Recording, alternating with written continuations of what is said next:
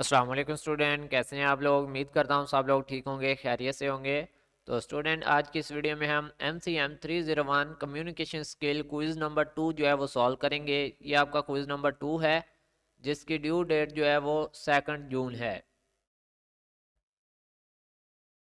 Sorry, 2 नहीं, 1 जून है। ठीक है, 1 जून आपकी लास्ट डेट होगी। क्विज स्टार्ट करने से पहले आप दोस्तों को बता दूं कि CS के तमाम सब्जेक्ट और MCM 301 के क्विज एंड GDB की पेड सर्विस प्रोवाइड कर रहा हूं मैं।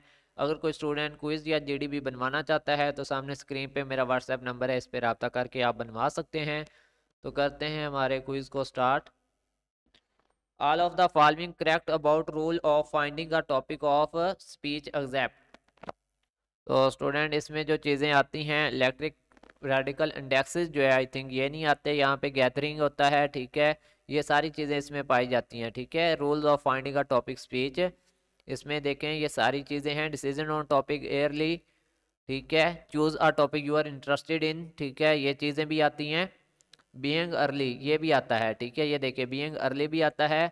और लास्ट में अगर हम देखें, select a topic you know about easily research, ठीक है। Select a topic you know about easily research, ये भी आता है, ये देखें, ठीक है। और जस्ट ये ए वाला जो है ये नहीं आता, और एग्जैक्ट उन्होंने पूछा था, ये आपका करेक्ट आंसर था, जो कि हैंड आउट से मैंने आपको दिखा दिया। MCQ नंबर 2 है कि विच of the following is not the tool for capturing audience attention. तो स्टूडेंट, स्टाइल ऑफ डिलीवरी जो है वो आपका इसमें सही आंसर नहीं है, ठीक है। स्टाइल ऑफ डिलीवरी जो है वो आपका एग्जैक्ट में आता है, बाकी टाइम पीरियड ये सारी चीज़ें आती हैं, ठीक है। तो स्टार्टलिंग स्टेटमेंट ये भी आती है, रिथ्योरिकल क्वेश्चंस भी आते हैं, लेकिन स्टाइल ऑफ डिलीवरी नहीं आता इसमें, ठीक है। तो ये था आप लोगों का MCQ नंबर 2 जो कि हमने सॉल्व किया। अब MCQ नंबर 3 की बात करते हैं कि jumps to conclusion, this is an example of. तो ये लिसनर की एग्जांपल है, लिसनर बैरियर की। यहाँ पे अगर आप देखें तो लिसनर जंप टू कंक्लूजन, ये लिसनर बैरियर के अंदर आता है, ठीक है। एग्जांपल ऑफ लिसनर बैरियर, अगर आप टॉपिक सर्च करेंगे हैंडआउट्स में तो यहाँ पे आपको मिलेगा कि जंप टू कंक्लूजन जो होता है वो लिसनर बैरियर में आता है। Jump to conclusion, this an example of listener barrier, handouts में मौजूद है। लिसनर बैरियर की एग्जांपल अगर आप देखें तो वहाँ पे लिसनर जंप टू कंक्लूजन यहाँ पे है, ठीक है। नेक्स्ट आपका MCQ नंबर 4 है कि in general there are dash of newspaper indexes. तो स्टूडेंट, ये 3 काइंड ऑफ न्यूज़पेपर इंडेक्सेस आएगा। आप यहाँ पे देखें, in general there are 3 kind of newspaper indexes, individual newspapers, newspaper indexes, journal and periodical, ठीक है। जर्नल, पीरियडिकल इंडेक्सेस, ये 3 तरह की आपकी न्यूज़पेपर इंडेक्सेस होती हैं, जो कि मैंने आपको दिखा दी हैं, ठीक है। ये हैंडआउट्स में आपके मौजूद है, आप फिर से रीड आउट कर लें। पेज नंबर 41 है कि in general there are 3 kind of newspaper indexes, individual newspaper और न्यूज़पेपर इंडेक्सेस में आपका आएगा, और यहाँ पे जर्नल, पीरियडिकल इंडेक्सेस आएगा, ठीक है। Newspaper indexes, individual newspaper indexes, journal, periodical indexes, ठीक है। ये आपका था आंसर MCQ नंबर 4 का। MCQ नंबर 5 है कि विच of the following is not a type of electronic periodic indexes. तो स्टूडेंट, इसमें आपका जर्नल जो है वो करेक्ट आंसर आएगा। पेज नंबर है आपका 42। इसमें देखें तो यहाँ पे आपको नजर आ रही है एग्जांपल्स।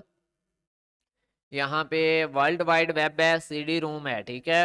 वर्ल्ड वाइड वेब है, CD रूम है, ऑनलाइन सिस्टम है, ठीक है। ये देखें, ऑनलाइन सिस्टम भी है, CD रूम भी है, वर्ल्ड वाइड वेब भी है। जस्ट जर्नल्स जो हैं वो इलेक्ट्रॉनिक पीरियडिकल इंडेक्सेस में नहीं आते, वो जस्ट पीरियडिकल इंडेक्सेस में आते हैं, जबकि इलेक्ट्रॉनिक पीरियडिकल इंडेक्सेस में ये नहीं आते जर्नल्स, ठीक है। तो ये आपका करेक्ट आंसर फिर क्या हुआ, जर्नल्स। नेक्स्ट आपका MCQ नंबर 6 है कि an opinion, condition, value, attitude or feeling all of the following characteristic and express in which of the following. तो स्टूडेंट, ये थीसिस स्टेटमेंट में आता है। पेज नंबर है जनाबे वाला आपका 44। देखें, the thesis statement then it is the complex declarative sentence that express an opinion, condition, value, attitude or feeling. तो ये थीसिस स्टेटमेंट में आता है, ठीक है। तो आपका करेक्ट आंसर क्या है, थीसिस स्टेटमेंट जो है वो आपका करेक्ट आंसर है। चलते हैं हमारे MCQ नंबर 7 की तरफ कि the term pitch refer which of the following. तो स्टूडेंट, ये आपका करेक्ट आंसर जो है all of the given option है। इसमें high sound, low sound, high and low sound दोनों आ जाती हैं, degree of high and low sound दोनों ही आ जाती हैं। पेज नंबर ये है आपका 29। इसमें देखें आपकी हाई पिच वॉइस भी आ जाती है, ठीक है, इन्वॉल्व होती है, और लो पिच वॉइस भी इसमें इन्वॉल्व होती है टर्म पिच के अंदर, ठीक है। तो करेक्ट आंसर जो है आपका वो all of the given option है।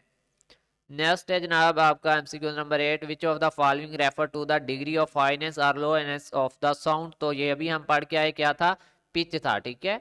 ये अभी मैंने आपको यहाँ से पढ़ाया है। लो और हाईनेस जो आपकी साउंड्स की होती हैं वो पिच के अंदर आती हैं, ठीक है। Low sound and high sound जो होती हैं वो आपकी किस में आती हैं, ये पिच के अंदर आती हैं, ठीक है, ये पिच को कंसिडर करवा रही होती हैं।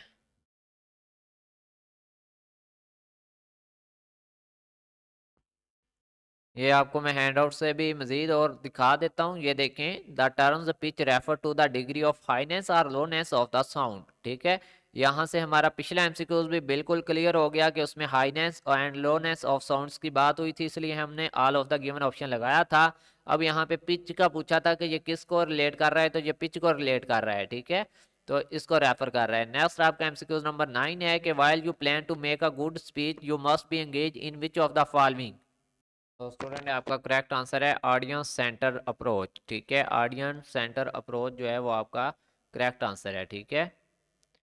अब यहाँ पे देख सकते हैं ऑडियंस सेंटर अप्रोच जो है वो आपका बिल्कुल करेक्ट आंसर है, ठीक है।